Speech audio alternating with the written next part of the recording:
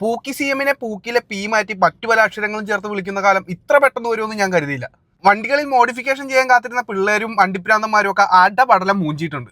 ചരിത്രത്തിലാദ്യമായി സീറ്റ് കവറും ഫ്ലോർ മാറ്റും റിവേഴ്സ് ക്യാമറയൊക്കെ ഘടിപ്പിച്ച് ഇനി നമുക്ക് വണ്ടി അടിപൊളിയായിട്ട് മോഡിഫൈ ചെയ്യാനുള്ള അനുമതി നമ്മുടെ പൂക്കി സി എം നമുക്കായി തന്നിരിക്കുകയാണ്. എന്തൊക്കെയാണ് ആ അനുമതി ഇല്ലാതെ ചെയ്യാൻ പറ്റുന്ന മോഡിഫിക്കേഷൻ എന്ന് നമുക്കൊന്ന് നോക്കാം. ഈ വീഡിയോ ഒന്ന് കണ്ടു നോക്ക്.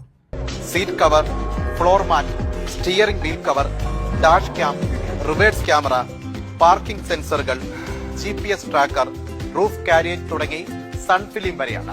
ഹേ പൂക്കി സി എം സാർ, ഇതൊക്കെ ഓൾറെഡി ഇവിടെ ചെയ്യാൻ പറ്റുന്ന മോഡിഫിക്കേഷൻ ആയിരുന്നല്ലോ സാർ. ഇതിനായിരുന്നു സാർ ഇലക്ഷന് മുമ്പും ഇലക്ഷന് ശേഷവും ഒക്കെ മാസ് ഡയലോഗ് പഠിച്ച് കുറെ എക്സ്പ്രഷനും ഒക്കെ വാരി വിതറിയത്. എന്തായാലും വണ്ടിയിൽ മോഡിഫിക്കേഷൻ ചെയ്യാൻ നോക്കിയിരുന്ന ജെൻസി പിള്ളേരെയും പൂക്കി സി എം അടവടലം പറ്റിച്ചിട്ടുണ്ട്.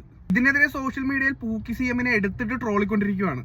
ഏറ്റവും എന്നെ ആകർഷിച്ചത് ചാവിയിലെ കീ ചെയിൻ ഇടാം എന്നതാണ്.